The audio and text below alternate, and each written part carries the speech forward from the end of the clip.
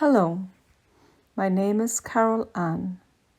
I'm a QHHT practitioner and I would like to share with you my first QHHT session. This session was recorded in June 2021 with a wonderful lady living in the northeast of England. She was brave enough to be my very first case study. I want to give a big thank you to my client who wants to remain anonymous. I'd like to say thank you for allowing me to share your session and for allowing me to share your wonderful experience. Thank you. A past life in Greece, in a cove near Alexandria. My client came off the cloud into a cove covered in black pebbles and shells. She saw black cliffs and there was land on either side. She was looking out at the sea. The sun was going down and she was saying good night to the sun, thanking it as it was setting. It had been a wonderful, beautiful day. She was wearing an off-white robe and there was something on her feet.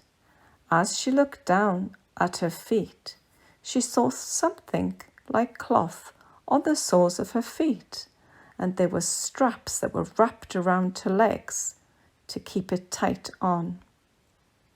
I asked, why was the cloth there?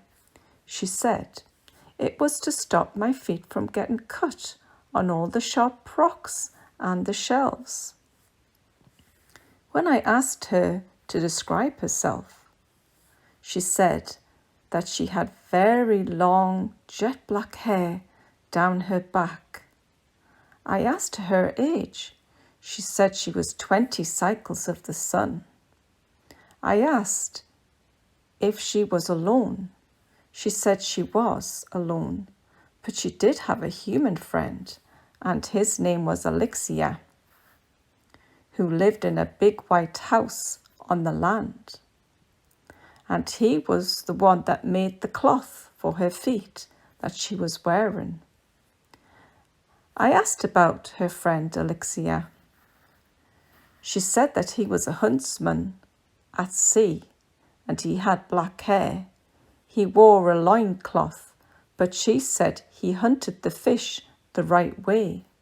He was not greedy. She told me that her friends, the fish, would sacrifice their lives for the food. So this sacrifice had to be respected, she said. You can only take what is necessary and use it all up, but it's not for greed. When I asked where she lived, she said in a cave that was filled with crystals, amethyst, pink crystals, white crystals, and she also had a favorite crystal that was yellow, and that was for healing. She said she could hardly walk with her legs, but she said she swam like a fish in the water. She told me she was a mermaid with a fish tail when she went into the water, but had legs when she was on the land. But her legs couldn't walk so well. She preferred to swim. I asked her name. She did not have a name, she said, but they call her Girl. That's what everyone calls me. Girl, come here, she said. She told me she had lots of abilities. She knows when things were going to happen at sea. So she was always hiding for her safety, as Trident had been trying to capture her for her knowledge and for her powers. She said she was holding a big shell in her hand, and she was blowing through it. This shell called the whales and the dolphins, as they were her friends too, and they would talk to her and communicate with her. I asked where she was. She said, Greece. And I said, what's your purpose there? What do you do? She said that she sends love to the sun and to the land and to the sea and to the animals and to the people. However, she said that she doesn't like people that much. I asked her why. She said because they're very mean and greedy. Moving her forward to an important day in that lifetime. The mermaid was given birth to her first child. The father of her child was Alexia. She said her father, the King Neptune, blessed them in marriage because one day Alexia saved her life from a harpoon as she got caught in a big fishing net. She told me she had 2 children in that lifetime, and she was very, very happy. They too had special gifts, she said. She told me she was mixed, half fish and half human. Her mother was a human. But her father, King Neptune, fell in love with her mother while she was singing one day while washing her clothes in the river. She said her father gave her mother a fish tail. She said Trident killed her mother in front of her when she was only 3 cycles of the sun. She was very, very sad. But the crystals in the cove told her that her mother Anya was okay and at peace. I advanced the mermaid to the last day of her life in that lifetime. Tell me, what is happening? She said that a big storm had broke her body and fishtail. She was lying swept up on the rocks, crying for Alexia. Alexia was not there as she took her last breath. I moved her forward from that death scene and asked, where did she go? She said she was at peace and she was in front of a big black tree. It was the tree of life, and she was to recuperate and dressed up once again. I asked if there was anyone there that met her as she crossed over. She said no, nobody was there to meet her. She said she just knew where to go, and she was very, very happy to be home once again, and she was at peace. Contacting my client's subconscious to ask why they brought my client to this past life. The subconscious said that this was her beginning, and we wanted her to see how far she's developed. She needed to know that she had been a mermaid and a fish and had a fish tail too. I asked why. They said because she doesn't believe in it. She doesn't believe in Atlantis. I laughed and said, oh, wait until she listens to this recorded session again. She will certainly know then. They said, yes, she will. And she needed to go to Atlantis and meet Alexia again, as she had forgotten all about him. And she had forgotten that there are good humans on the planet Earth too. Then I asked the subconscious for healing.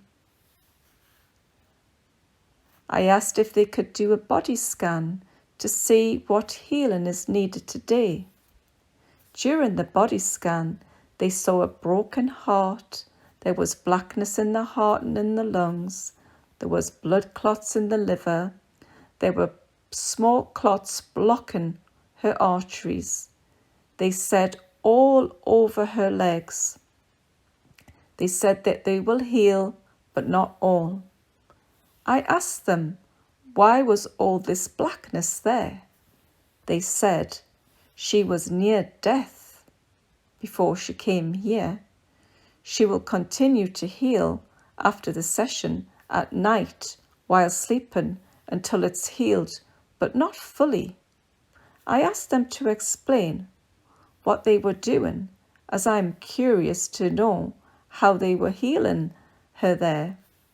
They said they were blowing the blackness down the body and out of the heart and the lungs. I said, oh, thank you. I know my client will really appreciate this healing. Then they said, oh, there's a rose in her liver. Then they said, no, it's not a rose. It's the size of a rose. I asked the subconscious what it was. They said it was a clot. It's gone now, they said. There's only little ones left now. I asked them to promise me that they would continue to heal while she was at home after the session, because I know she had been very poorly and can hardly walk due to the pain in her legs. And they said, indeed, we will. I asked the subconscious, how long would this take? They said, as long as it takes us. We will also give her peace of mind and healing, but not all will be done. I asked them why. The subconscious said they have to choose something to be able to give up, to sleep, and to not wake up. But not in a sad way. It's just a releasing of life. The spirit lives on, and we choose something else.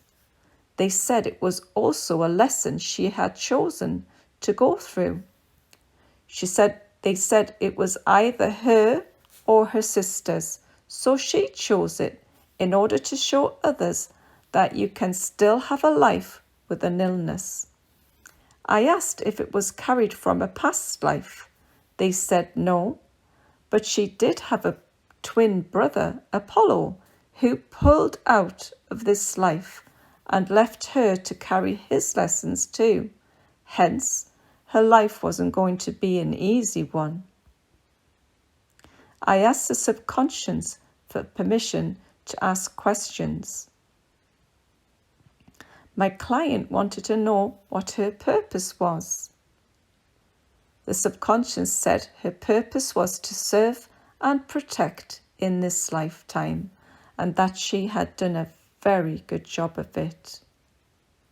I was able to work through my client's list of personal questions for her while she was under hypnosis. After this, I brought my client out of hypnosis. The outcome of the QHHT session. Coming out of hypnosis, my client felt amazing. She was very excited and started to show me her legs. Look, look. She kept saying, the purple marks that were there all over my legs are clearing up now. She also said during hypnosis she could see everything, lots of visuals, as if she was really there. That night, my client said she had had the best sleep ever.